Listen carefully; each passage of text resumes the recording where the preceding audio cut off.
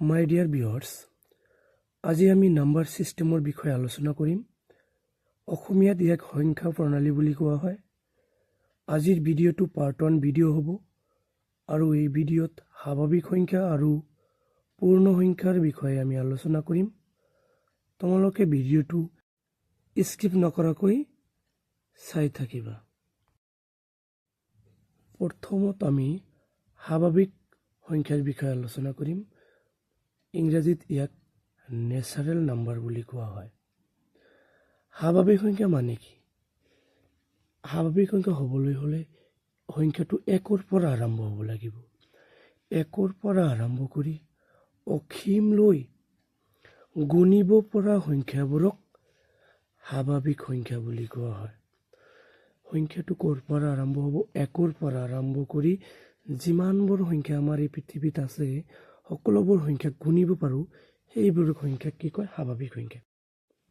উদাহৰণ হিচাপে লোৱা 1 2 3 4 5 6 7।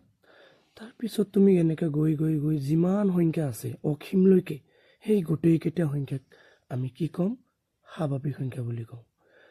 আটাইতকৈ সৰু স্বাভাৱিক সংখ্যা কি হ'ব তেনেহ'লে? যিহেতু সংখ্যাটো 1ৰ পৰা আৰম্ভ হৈছে, গতিকে আটাইতকৈ সৰু স্বাভাৱিক সংখ্যা 1 হ'ব। নেক্সটত আমি কিহৰ বিষয়ে আলোচনা কৰিম?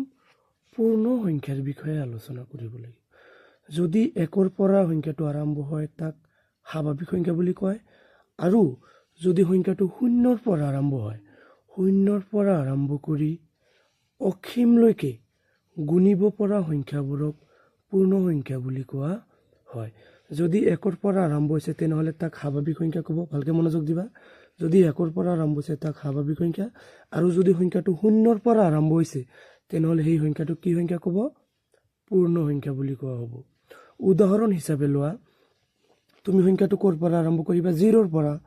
1 0 1 2 3 4 5 6 7 এনেকৈ গৈ গৈ গৈ গৈ গৈ অসীমলৈকে যিমানবোৰ সংখ্যা আছে এই গোটেইকেইটা সংখ্যাক কি সংখ্যা কয়?